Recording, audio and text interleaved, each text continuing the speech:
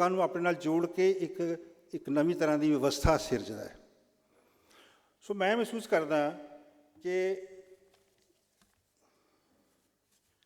ਅੱਜ ਦੇ ਸਮੇਂ 'ਚ ਜੋ ਹਾਲਾਤ ਨੇ ਉਸ ਦੇ ਵਿੱਚ ਜੋ ਸੱਭਿਆਚਾਰ ਦੁਨੀਆ ਦੇ ਵਿੱਚ ਪੈਦਾ ਹੋਏ ਨੇ ਉਹ ਕੁਦਰਤ ਅਨੁਸਾਰ ਸਿਰਜੇ ਗਏ ਨੇ। ਕੌਮਾਂ ਦੀ ਗੱਲ ਬਾਅਦ ਮੈਂ ਕਰਾਂਗਾ ਕਿ ਸੱਭਿਆਚਾਰ ਕੁਦਰਤ ਦੀ ਹੋਂਦ ਅਤੇ ਕੁਦਰਤ ਦੇ ਵਰਤਾਰੇ ਅਨੁਸਾਰ ਹੀ ਹੋਂਦ 'ਚ ਆਏ ਨੇ।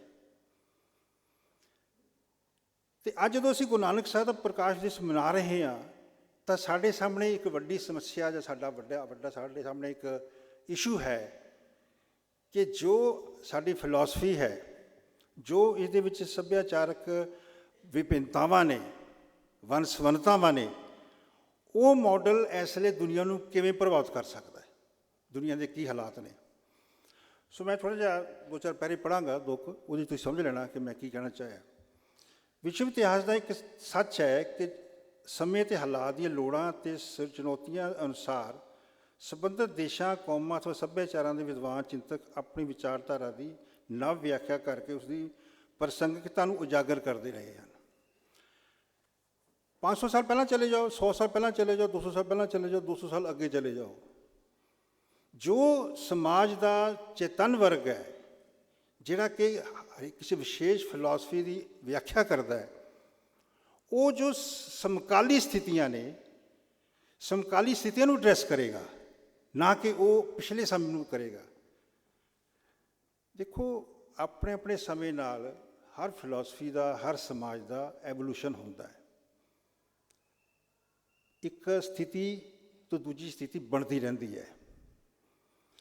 100 ਸਾਲ ਪਹਿਲਾਂ ਅੱਜ ਦੇ ਸਮੇਂ ਦੇ ਵਿੱਚ ਸਥਿਤੀਆਂ ਹੋਰ ਸੀ, ਚੈਲੰਜਿਸ ਹੋਰ ਸੀ ਸਿੱਖਾਂ ਸਾਹਮਣੇ। ਗੁਰਦੁਆਰਾ ਸੁਧਾਰ ਲਹਿਰ ਚੱਲੀ ਸੀ, ਸਿੰਘ ਸਭਾ ਲਹਿਰ ਦਾ ਇੱਕ ਪ੍ਰਕਾਸ਼ ਜਲਾਓ ਸਾਹਮਣੇ ਆਇਆ ਸੀ। 1919-20 ਦੇ ਵਿੱਚ ਅਕਾਲੀ ਦਲ, ਸ਼੍ਰੋਮਣੀ ਕਮੇਟੀ, ਗੁਰਦੁਆਰੇ ਆਜ਼ਾਦ ਕਰਾਏ ਗਏ, ਮੰਨਤਾਂ ਦਾ, ਸਾਰਿਆਂ ਦਾ, ਪੁਜਾਰੀਆਂ ਦਾ ਸਮਾਂ ਸੀਗਾ। ਪੰਥ ਨੇ ਉੱਥੋਂ ਜਿੱਤ ਪ੍ਰਾਪਤ ਕਰਕੇ ਇੱਕ ਨਵੀਂ ਮੂਵਮੈਂਟ ਸ਼ੁਰੂ ਹੋਈ ਸੀ। ਅੱਜ 2019 ਹੈ, ਜੋ 2019 ਦੀਆਂ ਚੁਣੌਤੀਆਂ ਨੇ ਅਸੀਂ ਉਹਨਾਂ ਨੂੰ ਐਡਰੈਸ ਕਰਾਂਗੇ ਨਾ। ਇਸ ਦੌਰਾਨ ਜੋ ਵੀ ਸਾਡੇ ਵਿਦਵਾਨ ਆਏ, ਭਾਈ ਵੀਰ ਸਿੰਘ, ਕਾਹਨ ਸਿੰਘ ਨਾਭਾ ਔਰ ਹੀਰਾ ਸਿੰਘ ਜੀ, ਹੋਰ ਜੋ ਵੀ ਸਾਰੇ ਤੁਸੀਂ ਜਾਣਦੇ ਹੋ, ਤੇਜਾ ਸਿੰਘ ਪ੍ਰਿੰਸੀਪਲ ਸਾਹਿਬ, ਸਾਰੇ ਗੁਰਦਾਸ ਕਪੂਰ ਸਿੰਘ ਵਗੈਰਾ, ਸਾਰੇ ਜੋ ਆਏ, ਉਹਨਾਂ ਨੇ ਆਪਣੇ ਆਪਣੇ ਸਮੇਂ ਦੇ ਅਨੁਸਾਰ ਜੋ ਇਸ਼ੂ ਸੀਗੇ ਉਸ ਨੂੰ ਐਡਰੈਸ ਕਰਕੇ ਲੋਕਾਂ ਨੂੰ ਜਾਂ ਆਪਣੇ ਅੰਮਤ ਨੂੰ ਇੱਕ ਨਵੀਂ ਵਿਆਖਿਆ ਕੀਤੀ ਗੁਰੂ ਗ੍ਰੰਥ ਸਾਹਿਬ ਦੀ ਜਾਂ ਸਿੱਖੀ ਕੀ ਹੈ। ਅੱਜ ਦੇ ਸਮੇਂ 'ਚ ਜਦੋਂ ਅਸੀਂ 2019 ਦੇ ਇਸ ਪੜਾਅ 'ਤੇ ਬੈਠੇ ਤਾਂ ਸਾਡੇ ਸਾਹਮਣੇ ਇੱਕ ਬੜਾ ਵੱਡਾ ਮੁੱਦਾ ਹੈ ਕਿ ਅੱਜ ਦੀ ਚੁਣੌਤੀਆਂ ਕੀ ਨੇ, ਅੱਜ ਕਿਹਨਾਂ ਚੀਜ਼ਾਂ ਨੂੰ ਅਸੀਂ ਐਡਰੈਸ ਕਰਨਾ ਹੈ। ਜੋ ਕੁਛ ਵੀ ਉਹਨਾਂ ਨੇ ਪਹਿਲਾਂ ਜੋ ਆਪਣੇ ਸਮੇਂ ਦਾ, ਜਿਵੇਂ ਸਿੱਖ ਇੱਕ ਵੱਖਰਾ ਧਰਮ ਹੈ, ਇੱਕ ਵੱਖਰੀ ਕੌਮ ਹੈ, ਇੱਕ ਵੱਖਰਾ ਸੱਭਿਆਚਾਰ ਹੈ, ਇਹਦੇ ਬਾਰੇ ਚੁਣੌਤੀ ਸੀ ਉਸ ਸਮੇਂ ਦੀ। ਉਸ ਸਮੇਂ ਉਹਨਾਂ ਨੇ ਹੱਲ ਕੀਤੇ ਮਸਲੇ ਹੱਲ। ਦਰਬਾਰ ਸਾਹਿਬ ਦੇ ਵਿੱਚ ਵੀ ਹੋਰ ਸਾਰੇ ਆਲੇ ਵੇਲੇ ਜੋ ਹਾਲਾਤ ਸੀਗੇ, ਸਿੰਘ ਸਭਾ ਲਹਿਰ ਦੇ ਵਿੱਚੋਂ ਨਿਕਲੀ ਇੱਥੋਂ ਸੀਗੀ ਅੰਮ੍ਰਿਤਸਰ ਅਤੇ ਲਾਹੌਰ ਦੀ। ਲੇਕਿਨ ਅੱਜ ਸਾਡੇ ਸਾਹਮਣੇ ਸਥਿਤੀ ਕੀ ਹੈ? ਜਿਵੇਂ ਸਟੇਜ ਤੋਂ ਵੀ ਦੱਸਿਆ ਗਿਆ ਕਿ ਮਾਡਲ ਜੋ ਪ੍ਰਭਾਵਿਤ ਕਰਦੇ ਨੇ ਉਹ ਥੱਕ ਚੁੱਕੇ ਨੇ, ਤਾਂ ਅਸੀਂ ਅੱਜ ਦੇ ਇਸ਼ੂ ਨੂੰ ਐਡਰੈਸ ਕਰਾਂਗੇ ਨਾ ਜੀ।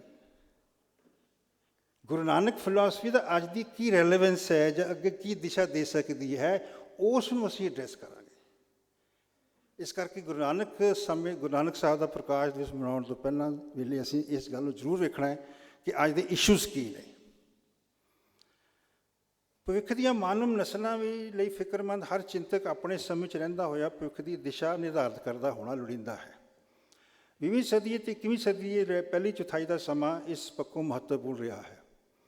ਵਰਤਮਾਨ ਸਮੇਂ ਦੇ ਸਿੱਖ ਚਿੰਤਕ ਕੁਝ ਅਜਿਹੇ ਹਾਲਾਤ ਵਿੱਚ ਵਿਚਰਦੇ ਹੋਏ ਸਿੱਖ ਪੰਥ ਵਿਸ਼ਵ ਨੂੰ ਕਿਹੜੀ ਨਵੀਂ ਦਿਸ਼ਾ ਦੇ ਸਕਦੇ ਹਨ, ਇਹ ਇੱਕ ਮਹੱਤਵਪੂਰਨ ਮੁੱਦਾ ਬਣ ਗਿਆ ਹੈ। ਵਿਸ਼ਵ ਸਥਿਤੀਆਂ ਦਾ ਇਹ ਵੀ ਇੱਕ ਸੱਚ ਹੈ ਕਿ ਪੂੰਜੀਵਾਦ, ਸਮਾਜਵਾਦ, ਕਮਿਊਨਿਜ਼ਮ, ਇਸਲਾਮਿਕ ਹਿੰਦੂਤਵ ਅਤੇ ਹੋਰ ਸਥਾਨਕ ਪੱਧਰ ਦੇ ਸਮਾਜਿਕ ਪ੍ਰਬੰਧ ਅਜਿਹੀ ਦਾਰਸ਼ਨਿਕ ਥਕਾਵਟ ਅਤੇ ਅਸਪਸ਼ਟਤਾ ਦੇ ਘੇਰੇ ਵਿੱਚ ਆ ਗਏ ਹਨ ਕਿ ਵਿਸ਼ਵ ਨੂੰ ਇੱਕ ਨਵੇਂ ਸੰਸਾਰ ਪ੍ਰਬੰਧ ਦੀ ਲੋੜ ਆ ਪਈ ਹੈ। ਕੁਦਰਤ ਵਿੱਚ ਮੌਜੂਦ ਵੰਨ ਸੁਵੰਨਤਾ ਦੀ ਸਾਂਝ ਦੀ ਤਰਜ਼ 'ਤੇ ਮਨੁੱਖੀ ਸੱਭਿਆਚਾਰਕ ਬਹੁਲਤਾਵਾਂ ਦੀ ਇਕਸੁਰਤਾ ਵਾਲੀ ਵਿਵਸਥਾ ਸਿਰਜਣ ਦੀ ਬਜਾਏ ਵੱਡੇ ਸੱਭਿਆਚਾਰਾਂ ਵੱਲੋਂ ਛੋਟੇ ਸੱਭਿਆਚਾਰਾਂ ਦੀ ਹੋਂਦ, ਪਹਿਚਾਣ ਅਤੇ ਭੂਮਿਕਾ ਨੂੰ ਸਤਿਕਾਰ ਨਹੀਂ ਦਿੱਤਾ ਜਾ ਰਿਹਾ।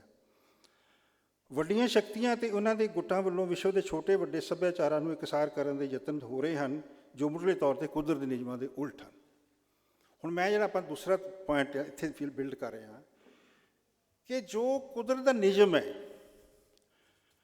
ਕੁਦਰਤ ਦੇ ਵਿੱਚ ਡਾਈਵਰਸਿਟੀ ਹੈ। ਡਾਈਵਰਸਿਟੀ ਆਪਣੇ ਆਪਣੀ ਥਾਂ 'ਤੇ ਇੰਪੋਰਟੈਂਟ ਹੈ। ਹਰ ਪੌਦਾ, ਛੋਟਾ ਵੱਡਾ, ਹਰ ਸਿਰਜਣਾ ਆਪਣੇ ਆਪ 'ਚ ਵਿਸ਼ੇਸ਼ ਹੈ। ਇੱਕ ਘਾਹ ਤੋਂ ਲੈ ਕੇ ਵੱਡੇ ਬੋਹੜ ਦੇ ਬੂਟੇ ਤੱਕ ਸਭ ਵਿਸ਼ੇਸ਼ ਨੇ, ਔਰ ਸਾਰੇ ਆਪਸੀ ਇਕਸੁਰਤਾ ਦੇ ਵਿੱਚ ਧਰਤੀ ਤੋਂ ਊਰਜਾ ਪ੍ਰਾਪਤ ਕਰਕੇ ਉਹ ਆਪਣੇ ਸਮੇਂ 'ਚ ਉਗਦੇ ਨੇ, ਆਪਣਾ ਰੋਲ ਅਦਾ ਕਰਦੇ ਨੇ ਅਤੇ ਬਿਰਸ ਜਾਂਦੇ ਨੇ। ਸਿੱਖ ਫਿਲਾਸਫੀ ਦਾ ਵਿਸਮਾਤੀ ਚਿੰਤਨ ਇਸ 'ਤੇ ਆਧਾਰਿਤ ਹੈ ਕਿ ਇਹ ਕੁਦਰਤ ਮੁਖੀ ਫਲਸਫਾ ਹੈ ਅਤੇ ਸਾਡੇ ਵਾਸਤੇ ਸਭ ਤੋਂ ਵੱਡੀ ਗਾਈਡੈਂਸ ਕੁਦਰਤ ਹੀ ਹੈ। ਲੇਕਿਨ ਇਸ ਦੇ ਨਾਲ ਨਾਲ ਜੋ ਮਨੁੱਖ ਇਸ ਧਰਤੀ ਦੇ ਸਰਦਾਰ ਜੀ ਪੈਦਾ ਹੋਇਆ, ਉਸ ਨੇ ਜੋ ਵੀ ਆਪਣੇ ਉਸ ਕੇਵ ਮੈਨ ਤੋਂ ਲੈ ਕੇ ਵਰਤਮਾਨ ਤੱਕ ਜੋ ਵੀ ਪ੍ਰਾਪਤੀ ਕੀਤੀ ਹੈ, ਜੋ ਵੀ ਐਵੋਲਿਊਸ਼ਨ ਹੋਇਆ ਹੈ, ਇੱਕ ਕੇਵ ਮੈਨ ਤੋਂ ਲੈ ਕੇ ਅੱਜ ਦਾ ਇੱਕ ਐਡਵਾਂਸਡ ਮਨੁੱਖ ਜਿਹੜਾ ਹੈ, ਉਹ ਕੁਦਰਤ ਦੀ ਨਿਯਮਾਂ ਅਨੁਸਾਰ ਹੀ ਵਿਕਸਿਤ ਹੋਇਆ ਹੈ। ਇਸ ਗੱਲ ਨੂੰ ਸਮਝੋ। ਅੱਜ ਅਸੀਂ ਉਹ ਨਹੀਂ ਗਏ ਜੋ ਪਹਿਲਾਂ ਸੀਗੇ। ਭਾਸ਼ਾਵਾਂ, ਰੀਤੀ ਰਿਵਾਜ, ਸਾਡਾ ਰਹਿਣ ਸਹਿਣ, ਪਹਿਨਣਾ, ਖਾਣਾ, ਸਾਡੇ ਹਾਵ ਭਾਵ, ਸਾਡੀਆਂ ਅੰਤਰਦ੍ਰਿਸ਼ਟੀਆਂ, ਸਾਡਾ ਧਰਮ, ਸਾਡੀ ਫਿਲਾਸਫੀ, ਸਾਡਾ ਜੀਵਨ ਢੰਗ, ਹਰ ਇੱਕ ਦਾ ਅਲੱਗ ਅਲੱਗ ਹੈ। ਹਰ ਮਨੁੱਖ ਵੱਖਰਾ ਵੱਖਰਾ ਹੈ। ਉਹਦੀ ਸ਼ਕਲ, ਉਹਦੀ ਸੋਚ, ਔਰ ਜਦੋਂ ਉਹ ਗਰੁੱਪ ਵਿੱਚ ਆਉਂਦਾ ਤਾਂ ਸੱਭਿਆਚਾਰ ਬਣ ਜਾਂਦਾ ਹੈ। ਸੋ ਇਹ ਜੋ ਕੁਦਰਤ ਦਾ ਮਾਡਲ ਹੈ, ਇਹ ਸਿੱਖੀ ਦਾ ਨਿਵੇਕਲਾਪਣ ਹੈ। ਗੁਰੂ ਨਾਨਕ ਦੀ ਜਦੋਂ ਫਿਲਾਸਫੀ ਤੋਂ ਤੁਸੀਂ ਦੁਨੀਆ 'ਚ ਅੱਗੇ ਹੁਣ ਹੋਰ ਲੈ ਕੇ ਜਾਣਾ ਚਾਹੁੰਦੇ ਹੋ, ਤਾਂ ਤੁਹਾਡੇ ਸਾਹਮਣੇ ਇੱਕ ਬਹੁਤ ਵੱਡਾ ਇੱਕ ਨੁਕਤਾ ਹੈ, ਮੁੱਦਾ ਹੈ ਕਿ ਸਾਡੇ ਕੋਲ ਦੂਸਰੀਆਂ ਜਿਹੜੀਆਂ ਫਿਲਾਸਫੀਆਂ ਨੇ, ਪੂੰਜੀਵਾਦ ਜਿਹੜਾ ਕਿ ਕੁਦਰਤ ਨੂੰ ਨਿਚੋੜ ਕੇ ਖਾ ਰਿਹਾ ਹੈ, ਸਮਾਜਵਾਦ ਵੀ ਥੋੜ੍ਹੇ ਬਹੁਤੇ ਫਰਕਾਂ ਨਾਲ ਉਸੇ ਤਰ੍ਹਾਂ ਹੀ ਚੱਲ ਰਿਹਾ ਹੈ, ਤਾਂ ਕਮਿਊਨਿਜ਼ਮ ਜੋ ਹੈ, ਜਿਸ ਤਰ੍ਹਾਂ ਦਾ ਉਹਦਾ ਵਾਰ ਹੋਇਆ, ਤਾਂ ਜਿਸ ਤਰੀਕੇ ਨਾਲ ਪੱਛਮ ਤੋਂ ਸਾਰੀ ਉੱਭਰ ਕੇ ਸਾਰੀ ਸਥਿਤੀ ਦੁਨੀਆ ਦੇ ਵਿੱਚ ਫੈਲੀ, ਅੱਜ ਉਹ ਜੇਕਰ ਗਿਰਾਵਟ ਜਾਂ ਨਿਵਾਣ ਵਾਲੇ ਪਾਸੇ ਜਾ ਰਹੇ ਨੇ, ਤਾਂ ਫਿਰ ਸਪੇਸ ਕਿੱਥੇ ਹੈ? ਸਪੇਸ ਕੀ ਚੀਜ਼ਾਂ ਨਾਲ ਭਰੀ ਜਾਣੀ ਹੈ ਜੋ ਸਪੇਸ ਖਾਲੀ ਹੋ ਰਹੀ ਹੈ? ਚੀਨ ਦਾ ਆਪਣਾ ਇੱਕ ਮਾਡਲ ਹੈ, ਭਾਰਤ ਦਾ ਹਿੰਦੂਤਵ ਮਾਡਲ ਹੈ ਜੋ ਹੁਣ ਸਾਹਮਣੇ ਆ ਰਿਹਾ ਹੈ, ਯੂਰਪ ਦਾ ਮਾਡਲ ਵਿਸ਼ਵੀਕਰਨ ਤੋਂ ਬਾਅਦ ਜੋ ਕੁਛ ਵੀ ਦੇ ਸਾਹਮਣੇ ਹੋਰ ਆ ਰਿਹਾ ਹੈ, ਉਹ ਤੁਹਾਡੇ ਸਾਹਮਣੇ ਹੋਰ ਸਪਸ਼ਟ ਹੋਏਗਾ ਆਉਣ ਵਾਲੇ ਸਮਿਆਂ ਦੇ ਵਿੱਚ। ਸੋ ਮੈਂ ਜਿਹੜਾ ਦੂਜਾ ਥੀਸਿਸ ਦੇ ਸਾਹਮਣੇ ਤੁਹਾਡੇ ਸਾਹਮਣੇ ਲਿਆਂਦਾ ਹੈ, ਉਹ ਹੈ ਕੁਦਰਤ ਦੇ ਨਿਯਮਾਂ ਅਨੁਸਾਰ ਕੁਦਰਤ ਦੀ ਡਾਈਵਰਸਿਟੀ, ਔਰ ਡਾਈਵਰਸਿਟੀ ਦਾ ਮਾਡਲ ਜੋ ਹੈ ਉਹ ਸੱਭਿਆਚਾਰਾਂ 'ਤੇ ਕਿਵੇਂ ਲਾਗੂ ਹੁੰਦਾ ਹੈ। ਮੇਰੀ ਗੱਲ ਨੂੰ ਜ਼ਰਾ ਧਿਆਨ ਨਾਲ ਸਮਝਣਾ ਕਿ ਸੱਭਿਆਚਾਰ ਕੌਮ ਤੋਂ ਪਹਿਲਾਂ ਹੋਏ ਨੇ। ਕੌਮੀ ਮਾਡਲ ਯੂਰਪ ਦੀ ਦੇਣ ਹੈ 16ਵੀਂ ਸਦੀ ਦਾ। ਜਦੋਂ ਕੁਝ ਲੋਕਾਂ ਨੂੰ, ਜਦੋਂ ਯੂਰਪ ਦੀ ਵੰਡ ਕਰਨੀ ਸੀ, ਭੂਗੋਲਿਕ ਵੰਡ, ਪੂੰਜੀਵਾਦ ਆ ਗਿਆ ਸੀ। ਪੂੰਜੀਵਾਦ ਨੇ ਇੱਕ ਵਿਸ਼ੇਸ਼ ਤਰ੍ਹਾਂ ਦੀ ਕੌਮਾਂ ਦਾ ਮਾਡਲ ਦਿੱਤਾ, ਜਿਸ ਅਨੁਸਾਰ ਯੂਰਪ ਦੇ ਦੇਸ਼ ਬਣੇ, ਔਰ ਉਹਦੇ ਨਾਲ ਮੁਕਾਬਲਾ ਸ਼ੁਰੂ ਹੋਇਆ। ਇੰਡਸਟਰੀਅਲ ਰੈਵੋਲੂਸ਼ਨ ਆਇਆ ਸੀ, ਉਸ ਦੇ ਨਾਲ ਦੁਨੀਆ ਨੇ ਅੱਗੇ ਵਧਣਾ ਸੀ, ਸਾਰਾ ਮੁਕਾਬਲਾ ਸ਼ੁਰੂ ਹੋਇਆ, ਬਹੁਤ ਕੁਝ ਮਸ ਪਿਆ, ਵਰਲਡ ਵਾਰਸ ਹੋਈਆਂ, ਔਰ ਅੱਜ ਤੱਕ ਚੱਲ ਰਿਹਾ ਹੈ। ਇਹ ਸਭ ਕੁਝ ਪੂੰਜੀਵਾਦ ਦੀ ਕੁਦਰਤ ਦੇ ਨਿਯਮਾਂ ਤੋਂ ਉਲਟ ਜਾਣ ਦੀ ਦੇਣ ਹੈ। ਸੋ ਜਦੋਂ ਗੁਰੂ ਨਾਨਕ ਸਾਹਿਬ ਦੀ ਫਿਲਾਸਫੀ ਤੁਸੀਂ ਅੱਜ ਦੇ ਸਮੇਂ 'ਚ ਰੈਲੇਵੈਂਟ ਬਣਾਉਣਾ ਹੈ, ਤਾਂ ਤੁਹਾਡੇ ਸਾਹਮਣੇ ਕੁਦਰਤ ਮੁਖੀ ਡਾਈਵਰਸਿਟੀ ਦਾ ਮਾਡਲ ਹੈ, ਜਿਹੜੀ ਕਿ ਹਾਰਮੋਨੀ ਹੈ, ਕੁਦਰਤ ਵਿੱਚ ਇਕਸੁਰਤਾ ਹੈ। ਭਾਰਤ ਦਾ ਮਾਡਲ ਜਿਹੜਾ 1947 ਤੋਂ ਬਾਅਦ ਲਿਆਂਦਾ ਗਿਆ, ਨਹਿਰੂ ਲੈ ਕੇ ਆਏ ਜਾਂ ਹੋਰ ਲੈ ਕੇ ਆਏ, ਉਹ ਅੱਜ ਵੀ ਕਹਿੰਦੇ ਨੇ ਯੂਨਿਟੀ ਇਨ ਡਾਈਵਰਸਿਟੀ, ਅਨੇਕਤਾ ਵਿੱਚ ਏਕਤਾ।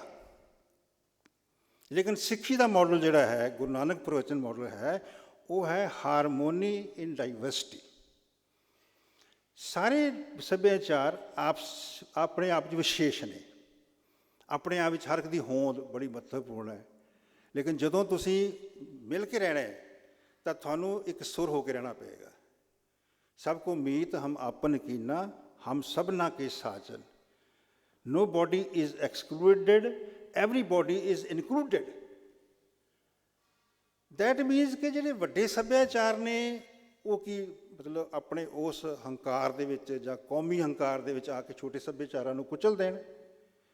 ਜੋ ਕੁਝ ਫਿਲਹਾਲ ਹੋ ਰਿਹਾ ਹੈ ਭਾਰਤ ਵਿੱਚ ਵੀ ਬਾਹਰਲੇ ਦੇਸ਼ਾਂ ਦੇ ਵਿੱਚ ਵੀ। ਸੋ ਇੱਥੇ ਆ ਕੇ ਸਿੱਖੀ ਜਿਹੜੀ ਹੈ ਕਿ ਨਵੀਂ ਦਿਸ਼ਾ ਦਿੰਦੀ ਹੈ, ਜਿਹੜਾ ਕਿ ਇਸ ਨੂੰ ਮੈਂ ਵਿਸਮਾਦੀ ਮਾਡਲ ਕਹਿੰਦਾ ਵਿਕਾਸ ਦਾ, ਤਾਂ ਕਿ ਅਸੀਂ ਇਸ ਚੀਜ਼ ਨੂੰ ਮਹਿਸੂਸ ਕਰ ਸਕੀਏ ਕਿ ਜਿਹੜਾ ਸਿੱਖੀ ਦਾ ਮਾਡਲ ਹੈ, ਵਿਸਮਾਦ ਦਾ ਜੋ ਮਾਡਲ ਹੈ, ਜੋ ਅਸਚਰਜ ਕੁਦਰਤ ਨਾਲ ਪੈਦਾ ਹੋ ਕੇ, ਕੁਦਰਤ 'ਚ ਨਿਕਲ ਕੇ ਅਸੀਂ ਜੋ ਉਹਦੇ 'ਚ ਜੀਂਦੇ ਹਾਂ, ਪਲਦੇ ਹਾਂ, ਕੁਦਰਤ ਸਾਡਾ ਆਪਣਾ ਇੱਕ ਉਤਪਾਦਨ ਪ੍ਰਬੰਧ ਹੈ ਜਿਸ ਦੇ ਨਾਲ ਕਿ ਉਹ ਸਾਰਿਆਂ ਨੂੰ ਜੀਵ ਪਾਲਦੀ ਹੈ, ਤਾਂ ਉਹ ਅਸੀਂ ਵੀ ਸ਼ਾਮਲ ਹਾਂ। ਤਾਂ ਕੁਦਰਤ ਅਨੁਸਾਰ ਜੀਵਨ ਕਿਵੇਂ ਜੀਆ ਜਾ ਸਕਦਾ ਹੈ? That means we have to live in accordings with nature, ਜਿਹੜੀ ਕਿ ਚੀਜ਼ ਅੱਜ ਤੱਕ ਨਹੀਂ ਹੋਈ। ਸੋ ਇਹ ਜਿਹੜੀ ਚੀਜ਼ ਹੈ, ਅੱਜ ਭਾਰਤ ਤੋਂ ਵਿਸ਼ਵ ਪੱਧਰ ਤੱਕ ਮੁੱਢਲੀ ਲੜਾਈ ਇੱਕ ਸੁਰਤਾ ਅਤੇ ਇੱਕ ਸਾਰਤਾ ਵਾਲੀ ਸ਼ਕਤੀਆਂ ਦੇ ਵਿਚਕਾਰ ਹੈ। ਅੱਜ ਸਾਡੇ ਸਾਹਮਣੇ ਜੋ 2019 ਸਥਿਤੀ ਹੈ ਔਰ 2050 ਤੱਕ ਬਣੀ ਰਹੇਗੀ, ਉਹਦੇ ਵਿੱਚ ਇਹ ਹੈ ਕਿ ਅੱਜ ਲੜਾਈ ਜਿਹੜੀ ਹੈ ਉਹ ਇੱਕ ਸੁਰ ਕਰਨ ਵਾਲੀ ਸ਼ਕਤੀਆਂ ਦੇ ਵਿੱਚ ਹੈ ਅਤੇ ਇੱਕ ਸਾਰ ਕਰਨ ਵਾਲੀ ਸ਼ਕਤੀਆਂ 'ਚ ਹੈ। ਯੂਨੀਫਾਰਮਿਟੀ, ਹੋਮੋਜੇਨਾਈਟੀ, ਜਦੋਂ ਕਿ ਕੁਦਰਤ ਦਾ ਜਿਹੜਾ ਮਿਨਿਜ਼ਮ ਹੈ ਹੈਟਰੋਜੀਨੀਅਸ ਹੈ, ਇੱਕ ਸੁਰ ਰਹਿਣ ਵਾਲਾ ਹੈ।